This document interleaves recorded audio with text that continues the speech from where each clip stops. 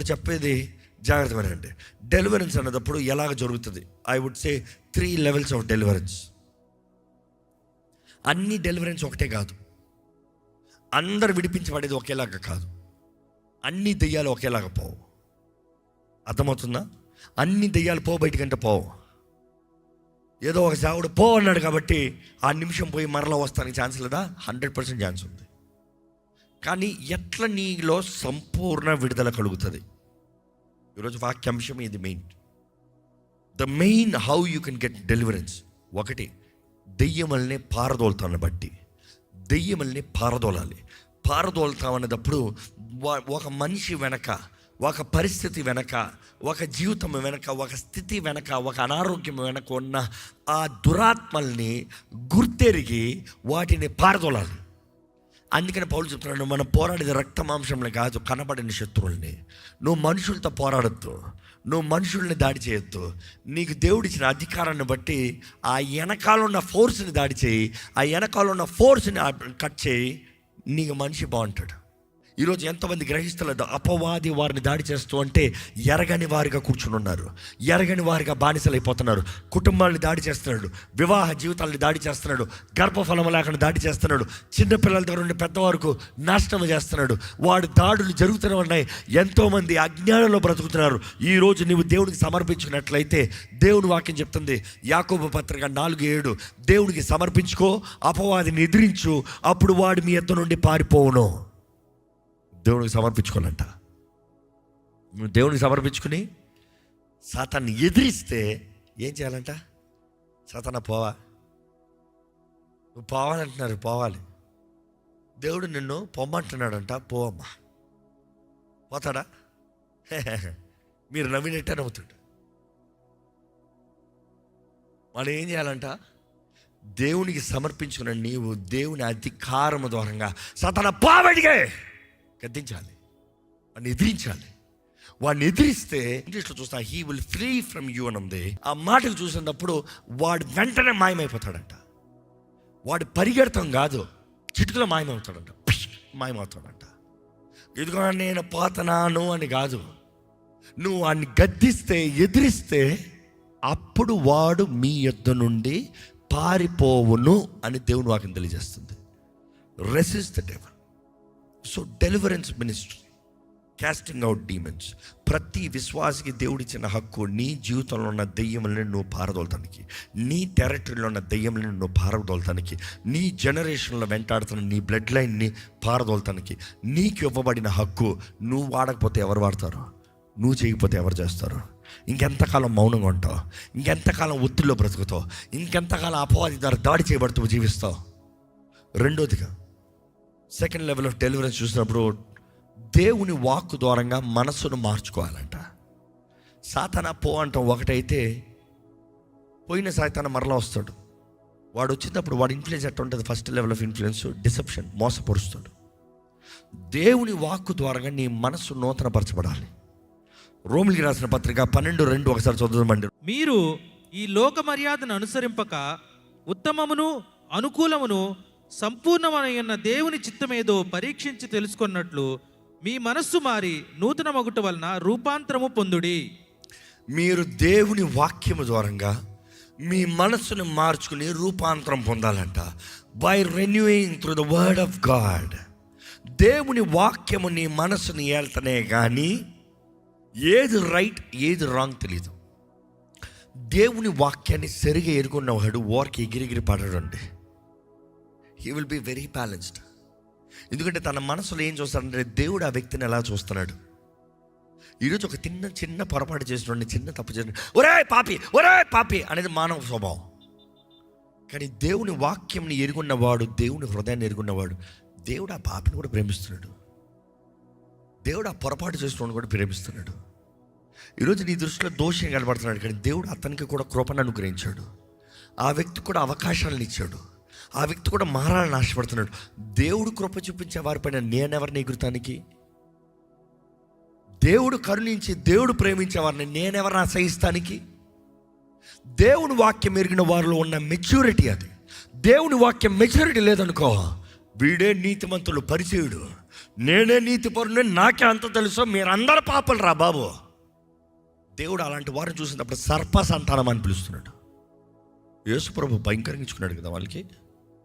సర్ప సంతానమా, మీరంతా సాతాను సంతానమయ్యా, ఆ ఘట సర్పము సంతానమే మీరంతా. మోసగాళ్ళు మీరు. You are manipulators, you are deceivers. మీరు వాక్యం లేదయ్యా, వాక్య శక్తి లేదయ్యా. బయటికి తెల్ల సున్నం కొట్టిన సమాధిలో లోట ఎండిన ఎముకలో కుళ్ళిగబ్బు. There is no love, there is no Holy Spirit, there is no fruit of the spirit, there is no joy of the spirit, no kindness, no forgiveness. ఏమీ లేదు నీలో. దేవుడు ప్రజలను ఎలా చెప్తావు? అందుకని దేవుడు అంటాడు, know them by there fruit. వారి ఫలము ద్వారంగా వారిని తెలుసుకో. వారి మాటలు బట్టి కాదు, వారి క్యారెక్టర్ని బట్టి తెలుసుకో. ఎందుకంటే ఫ్రూట్ ఈజ్ అ క్యారెక్టర్. వారి జీవిత విధానాన్ని చూడు, వారి క్యారెక్టర్ని స్టడీ చేయి. వారు ఎంత మాట్లాడుతున్నారు కాదు, ఎంత లా చెప్తున్నారు కాదు. నువ్వు లా మాట్లాడితే సాతాను నీకన్నా ఇంకా బెటర్ లా చెప్తాడు. వాడి ఘట సర్పం ఆది నుండి ఉన్నవాడు, వాడికి తెలియదా? నువ్వు అవ్వ గురించి మాట్లాడితే అవ్వను శోధించిందే వాడు. నువ్వు అబ్రహాం గురించి మాట్లాడితే అబ్రహాంను శోధించిందే వాడు. ఎవరిని వదిలేడాడు? యోబుని ఉతికబడేసింది వాడు. నువ్వు ఆడితో మాట్లాడుతున్నావు, జాగ్రత్త. He knows it all so well. ఈరోజు దేవుని వాక్యాన్ని ఆధారం చేయకుండా నువ్వు మాట్లాడావు అనుకో, నాశనం అయిపోతావు. దేవుని వాక్యాన్ని ఆధారం చేసుకుని దేవుని హృదయము ప్రకారము బ్రతకాలి, దేవుని హృదయానుసారంగా బ్రతకాలి. ఈరోజు the second level I'm saying deliverance. First level is costing out. Second level is that దేవుని వాక్యం చదువుతంలో నీ మనస్సు మారాలి. క్రీస్తు యేసుకి కలిగిన మనస్సు మీరును కలిగి ఉండాలి. మూడోది, నీలో నిజంగా డెలివరెన్స్ కలిగి ఉండాలంటే చూసి ఇది చాలా ముఖ్యమండి. ఈ పాయింట్ ఇస్ వెరీ ఇంపార్టెంట్. ఎందుకంటే అనేక సార్లు చూస్తాం, అనేక మందికి అపవిత్ర ఆత్మల్ని, దెయ్యాల్ని పారదోలిన తర్వాత మరలా కొంతకాలంలో వచ్చి మరలా వచ్చింది దెయ్యం అంటారు, మరలా పట్టి పీడిస్తుంది దెయ్యం అంటారు. అరే ఎంత పెళ్ళిలాడో, ఎంత పోరాడో, ఎంత కుస్తీ పడ్డావు, మొత్తానికి పారదోలేవు, విడిపించావు, బాగున్నానన్నావు, అంతా బాగుందన్నావు, అంతా సుఖమన్నావు, అంతా మేలు చేశాడు దేవుడు అన్నావు, మరలా ఏంటి దెయ్యం? కారణాలు ఉన్నాయి. ఏంటి ఆ కారణాలంటే క్రమశిక్షణ లేని జీవితం, నో డిసిప్లిన్. విడిపించబడిన తర్వాత మరలా చేసిన పాపమే చేస్తాం. విడిపించబడిన తర్వాత మరలా వెళ్ళకూడని త్రోవలోనే వెళ్తాం. విడిపించబడిన తర్వాత కూడా ఇంకా దేవునికి విరోధమైన కార్యాలు జరిగిస్తూ పాప సంబంధమైన కార్యములను నువ్వు బ్రతుకుతాను బట్టి అపవాది నిన్ను ఏళ్తున్నాడు. జాగ్రత్త. యేసు ప్రభువే చెప్తూ వస్తాడండి చక్కని ఉపమానం. ఏమని చెప్తాడు? ఒక దెయ్యము ఒక వ్యక్తిని విడిచి వెళ్ళిన తర్వాత, ఒక ఇంట్లో నుండి బయటికి వెళ్ళిన తర్వాత ఏం చేస్తాడంట అంటే, ఒక వ్యక్తి హృదయం గురించి మాట్లాడుతూ ఆ వ్యక్తిని విడిచిన తర్వాత ఎక్కడ వెళ్తాడంట? బయటంతా తిరుగుతాడంట. ఎక్కడన్నా దానికి నివాస స్థలం దొరుకుతుందా తిరుగుతాడంట. ఈ తిరిగి తిరిగి తిరిగి తిరిగి తిరిగి తిరిగి ఏం చేస్తాడంట? మరలా నా ఇల్లు ఎలాగుందో చూద్దాం, ఇంతకాలం నా చిత్త ప్రకారం చేసిన ఇల్లు, ఇంతకాలం నన్ను సంతోషపెట్టిన ఇల్లు, ఇంతకాలం నా ఆశలని తీర్చిన ఇల్లు, ఇంతవరకు నాకు లోబడిన ఇంట్లో ఎట్లా ఉంది వెళ్ళి చూద్దాం. మరలా తిరిగి వచ్చి చూస్తాడంట. వచ్చి చూసేటప్పటికి ఆ ఇల్లు ఎలాగుందంట? యేసు ప్రభు చెప్పదలుచుకుంది అక్కడ ఏంటంటే, ఆ వ్యక్తి రక్షించబడ్డాడు, మారు మనసు పొందాడు, తన లైఫ్ రిస్టోర్ అయింది. అంటే ఆ వచ్చి చూసేటప్పటికి ఆ దెయ్యము తన జీవితం అంతా క్రమపరచబడి ఉంది. Everything is in order, everything is in place. అంత ప్లేస్లో ఉంది, కానీ ఖాళీగా ఉందంట. ఖాళీగా ఉన్న దాన్ని బట్టి చూసి విడిచిన అపవిత్రాత్మ వెంటనే దూరేస్తుందా? దూరదంట. అయ్యో బాబోయ్, పోయినసారి నన్ను తరిమాడు, మరలా తరుముతాడేమో. అందుకని అది వెళ్ళి వాడికన్నా చెడ్డమైన మరొక 7 దెయ్యంని తీసుకుని వస్తాడంట. వాడికన్నా చెడ్డమైనవి, వాడే భయంకరండ్రా అంటే వాడికన్నా ఇంకా గురువుల్ని 7 తెస్తాడంట. 7 దెయ్యంలు తెచ్చి మొత్తానికి 8 మంది కలిసి ఆ మనిషిని ఒకేసారి దాడి చేస్తాడంట. తన మునపటి స్థితి కన్నా తన కడపటి స్థితి ఘోరంగా మారుతుందని యేసు ప్రభు చెప్తాం. చూస్తాం మత్తయి సువార్త 12:45 చూస్తాం. వాడి మునపటి స్థితి కన్నా వాడి కడపటి స్థితి ఘోరంగా మారుతాం చూస్తాం. Be very careful. యేసు ప్రభు వార్నింగ్ ఇస్తున్నాడు. నీకు విడిపించబడతాం గొప్ప కాదు, విడిపించబడిన నీవు నీ విడుదలని కాపాడుకోవాలి. యేసు ప్రభు కూడా అనేక సార్లు అనేక మందిని క్షమించినప్పుడు, వ్యభిచారం మంది పట్టబడిన స్త్రీ యేసు ప్రభు దగ్గర తీసుకొచ్చి రాళ్ళతో కొట్టాలన్నప్పుడు అందరు రాళ్ళతో కొడతానన్నారు. యేసు ప్రభు ఏమో పాప మీలో దోషం లేని పాపం లేనివాడు మొదట రాయి వేయండిరా, అందరు రాళ్ళు పడిసిపోయాడు. కానీ కృప కనికరం అనుగ్రహించే దేవుడు, అమ్మా నీకెవరు ఏమి హాని చేయలేదా? లేదా అంటే నేను కూడా నీకేం చేయను, ఎల్లు ఇంకా పాపము చేయొద్దు, ఎల్లు నేను నీకు క్షమాపణ ఇస్తున్నా, నేను నీకు విడుదలను ఇస్తున్నా, ఇదిగో నీకు రావాల్సిన శిక్షను నేను తప్పిస్తున్నా, కానీ వెళ్ళి ఇంకా పాపం చేయొద్దు. ఆయన స్వస్థపరిచినప్పుడు కూడా, అనేక మందిని స్వస్థపరిచినప్పుడు కూడా ఆయన అంటాడు, ఇంకా వెళ్ళి పాపం చేయొద్దు, ఇంకా వెళ్ళి పాపం చేయొద్దు. నువ్వు వెళ్ళి మరలా చేసిన పాపమే చేస్తావు, ఏదో ఒక రకమైన పాపంలోకి నువ్వు అవకాశం ఇస్తావు, అపవాదికి తలుపు తెరుస్తావు, అపవాది నిన్ను దాడి చేస్తానికి అధికారం ఉంది, జాగ్రత్త. అందుకని అంటాం, క్రమశిక్షణ కలిగిన బ్రతుకు, దేవుని వాక్యము, ప్రార్థన, క్రమశిక్షణ లేని జీవితం లేకపోతే అపవాది దాడి చేస్తాడు. సో హియర్స్ ద 3 steps ఎట్లా ఒక వ్యక్తి జీవితంలో సంపూర్ణ అంటే డెలివరెన్స్ ప్రాసెస్ గురించి చెప్పాం. 3 levels ఆఫ్ డెలివరెన్స్ చెప్పాం. హియర్స్ ద 3 డెలివరెన్స్ స్టెప్స్ క్లీన్గా చెప్పేస్తాం. Simple, very simple. 1, యేసు రక్తంలో ఉన్న అధికారం. యేసు రక్తంలో ఉన్న అధికారాన్ని బట్టి నీ పాప క్షమాపణ, యేసు రక్తము ద్వారంగా నీ పాపానికి చెల్లించవలసిన క్రయధనమంతా ఆయన చెల్లించాడు కాబట్టి ఆయన రక్తం ద్వారంగా నీకు జయం అనుగ్రహించబడింది. అందుకనే అపవాదిని ఎదిరిస్తానికి యేసు రక్తాన్ని ఎత్తిపెట్టాలి. 2 ఇస్ ద స్పోకెన్ వర్డ్, దేవుని వాక్యాన్ని ప్రకటించాలి. ఈరోజు చాలామందికి దేవుని వాక్యం తెలియదు. ఎట్లా ప్రకటిస్తూ? యేసు ప్రభు అపవాదిని ఎదిరించినప్పుడు గత దినాల్లో ధ్యానిస్తూ వచ్చాం. యేసు ప్రభు అపవాదిని ఎదిరిస్తానికి వచ్చినప్పుడు రాయబడిన మాటని చెప్తున్నాడు, కానీ ఆయన సొంత మాటలు మాట్లాడుతున్నాడు.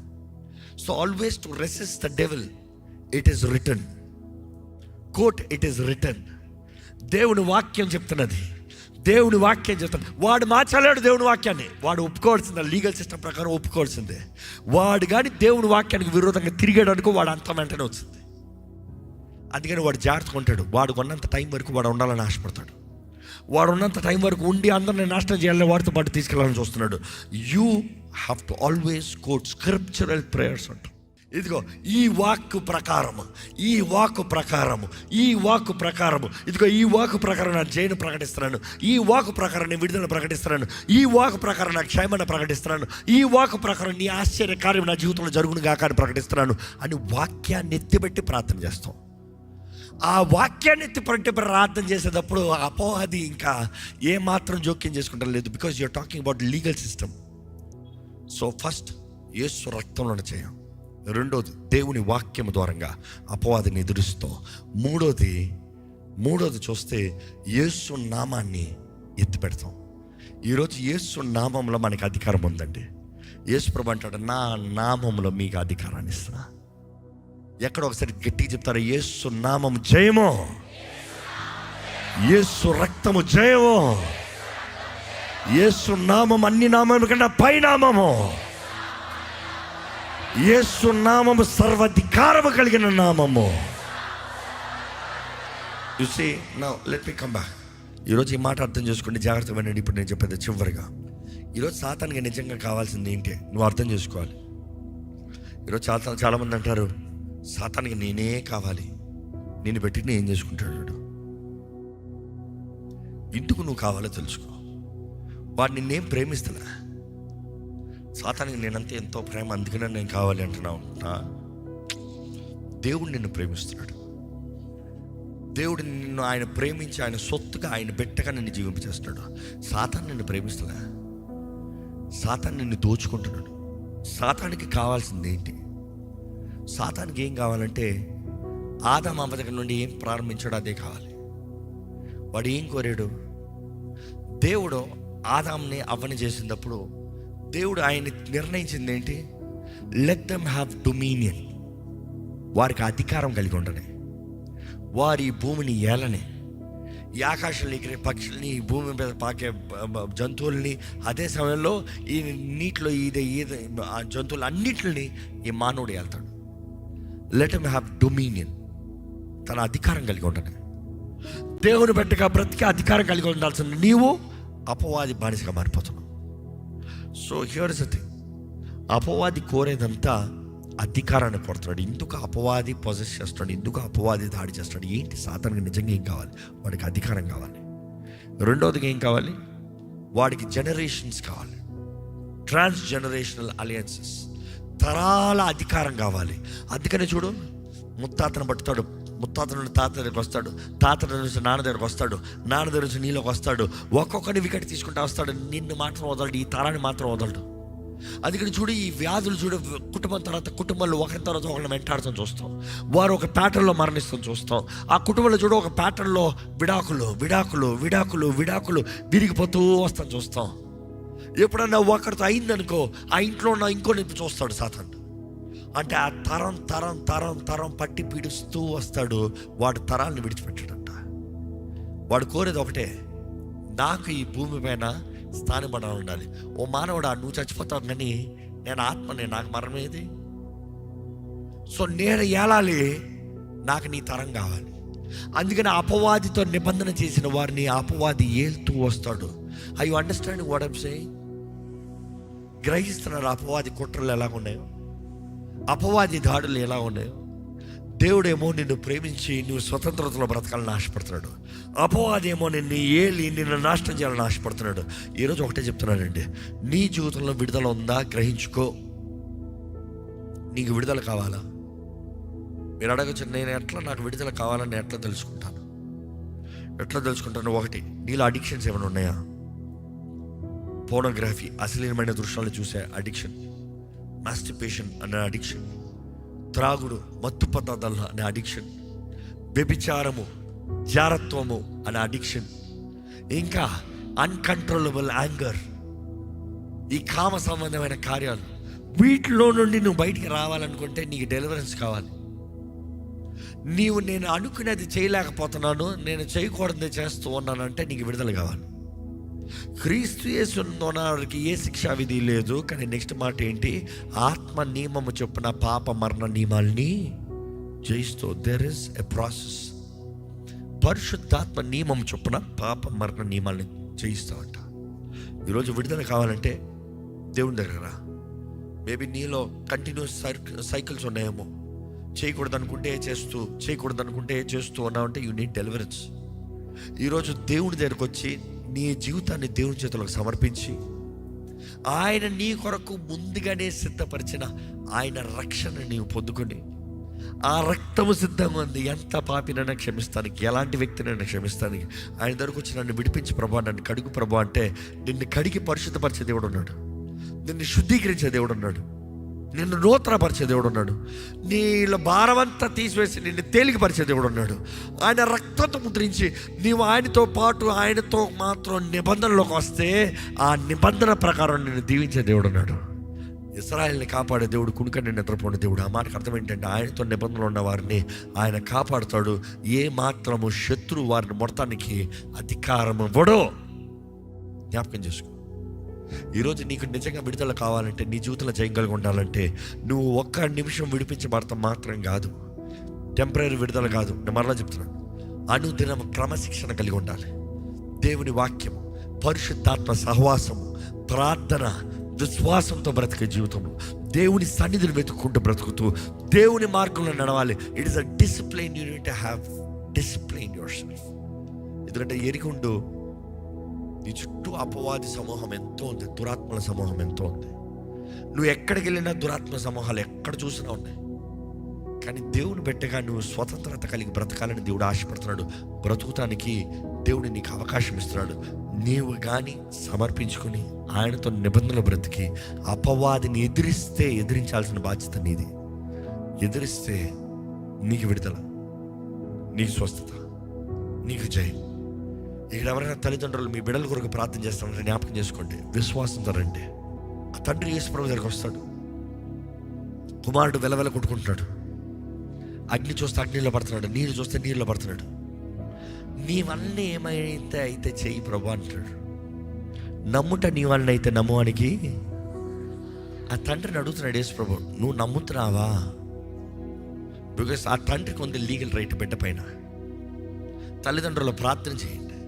నీ బిడ్డల అపవాది ఊపిలో ఉన్నారంటే మీరు ప్రార్థన చేయండి, ఎదిరించండి, పోరాడండి. ఇట్స్ టైం వి ప్రే. దయచేసి స్థలం ఉంచుతాం. మనకి ఎక్కువ సమయం లేదు, కానీ కొద్దిసేపు ఎక్కడ ఒక్కసారి మొదటగా మిమ్మల్ని మీరు దేవుని చేతులకు సమర్పించుకోండి. నిజంగా దేవుళ్ళని నిల్చున్నావా చూసుకో. నిజంగా దేవుని సహాయాన్ని వేడుకుంటున్నావా చూసుకో. నిజంగా దేవుని శక్తి నీకు అనుగ్రహించబడిందా పరీక్షించుకో. ఈరోజు అడుగు, దేవా నన్ను నూతనపరిచయ్యా, నన్ను కడిగయ్యా, నన్ను శుద్ధీకరించయ్యా, నాకు కావాల్సిన స్వతంత్రత దయచేయి, నాకు విడుదల దయచేయి, నాకు జయము దయచేయి, నా పాపాలను క్షమించయ్యా, నీ విరోధమైన కార్యాల నుండి నన్ను క్షమించయ్యా, నిన్ను ఆయాసపరిచే కార్యం నుండి నన్ను క్షమించయ్యా. ఈరోజు నిన్ను విడిపించే సమర్థుడండి. ఈరోజు నిన్ను విడిపిస్తానికి దేవుడు సమర్థుడు.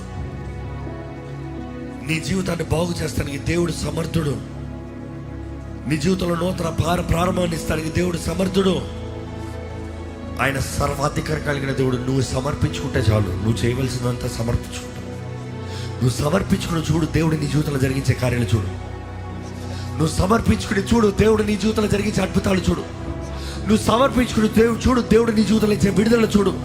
నువ్వు సమర్పించుకుని చూడు, దేవుడు నీకు అనుగ్రహించే రక్షణ చూడు. సమర్పించుకో, దేవుడు కార్యం జరిగిస్తాడు. సమర్పించుకో, దేవుడు సహాయం చేస్తాడు. సమర్పించుకో, దేవుడు విడుదల ఇస్తాడు. సమర్పించుకో.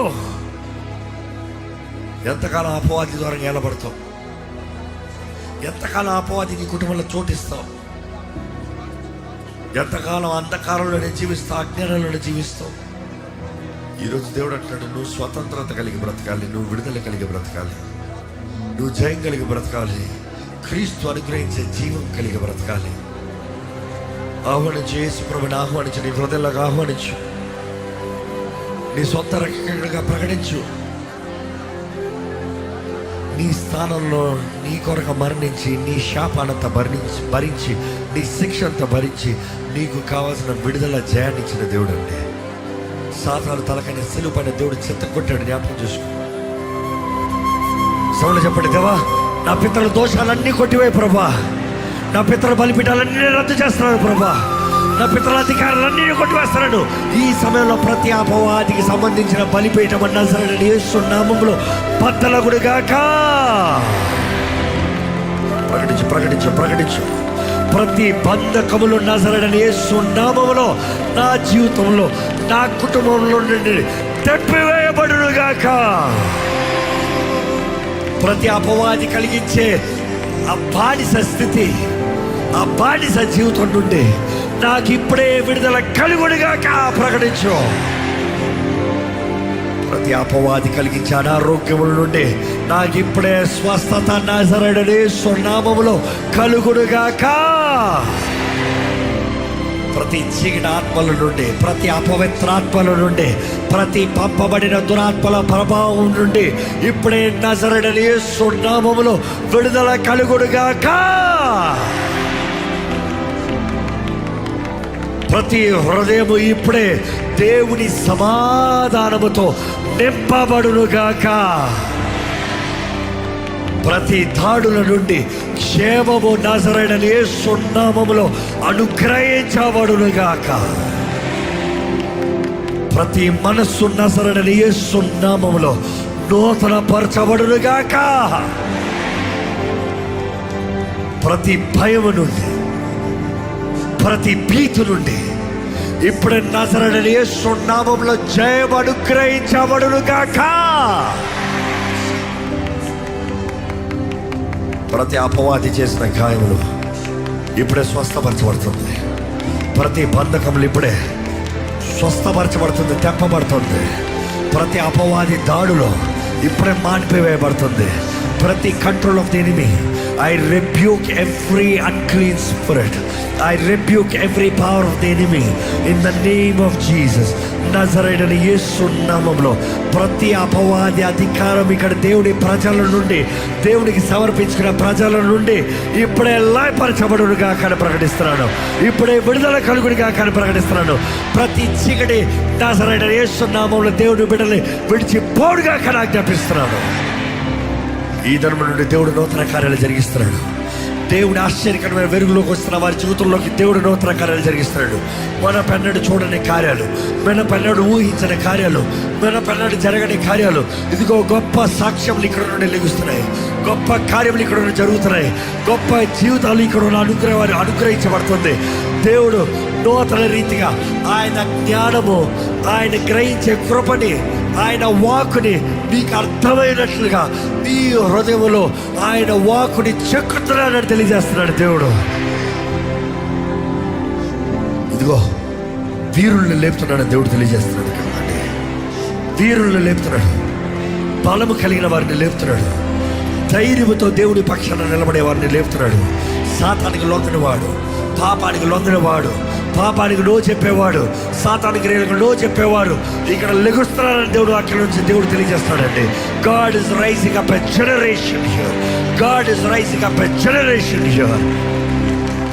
ఇదిగో ప్రభా, ప్రతి చీకటిని పారదోలయ్యా, ప్రతి బంధకాన్ని సంపూర్ణంగా లయపరచు ప్రభా.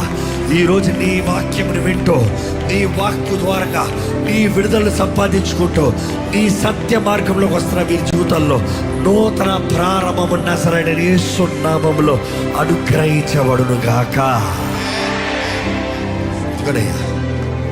ఈరోజు ఏ స్థితిలో ఉన్నవారు నువ్వు ఎరుగున దేవుడివి, ఏ పోరాటంలో ఉన్నవారు నువ్వు ఎరుగున దేవుడివి, ఏ బలహీనతలు ఉన్నవారు నువ్వు ఎరుగున దేవుడివి. ప్రతి ఒక్కరికి పరిష్కారం నీవేనయ్యా. కడుతున్నావు నువ్వే, లేపుతున్నావు నువ్వే, స్థిరపరుస్తున్నావు నీవే, నాటుతున్నావు నీవే. అంతా నీ వల్లనేసయ్యా. మాకు జరిగేదంతా నీ వల్లనేసయ్యా. నీవు సిలువలో చేసిన కార్యాన్ని బట్టే యేసయ్యా. నువ్వు పొద్దున దెబ్బల దూరంగా మాకు స్వస్థత, మా అపరాధముల నిమిత్తమై, దోషముల నిమిత్తమై నువ్వు నలగొట్టబట్టావు, నువ్వు వెరగొట్టబట్టావు. నువ్వు పొద్దున దెబ్బల దూరంగా నాకు స్వస్థత. దేవా ఇదిగో ప్రభా, ఆ సమాధాన శిక్ష నీ మీద మోపబడింది. దేవా నీ దేహము దున్నబడింది, నీ తలపైన ముళ్ళ కిరీటము గుచ్చబడింది.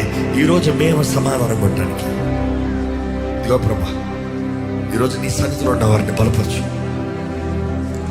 ఈరోజు ఈ వాక్యం ఉన్నవారు అజ్ఞానంలో ఇంక ఉండకూడదు ప్రభా, బానిస స్థితిలో ఉండకూడదు ప్రభా, అపవాదికి చోటు వద్దని నీ వాక్యం చెప్తుంది, చోటిచ్చే వారికి ఉండకూడదు ప్రభా. సర్వాంగ కవచంని ధరించుకొని దేవా నీ ఆత్మ శక్తి ద్వారా నింపబడి బలము కలిగిన వారుగా దేవా అపవాదిని ఎదిరించే వారిగా చేయమని అడుగుతాను. ప్రార్థన ఆత్మని ఇక్కడ ఉన్న ప్రతి ఒక్కరికి అనుగ్రహించు ప్రభా. ప్రార్థన శక్తి కూడా ఉన్న ప్రతి ఒక్కరికి అనుగ్రహించు ప్రభా. నీలో ఉన్న విడుదల, నీలో ఉన్న జయము, నీలో ఉన్న సమాధానం, స్వతంత్రత అనుగ్రహించు. మా సమయమైందని ముగిస్తున్నాం కానీ నీ ఆత్మ కార్యాన్ని కొనసాగింపజేయమని ప్రభు యేసు నామములో అడిగి వేడుచున్నాము తండ్రి. ఆమేన్.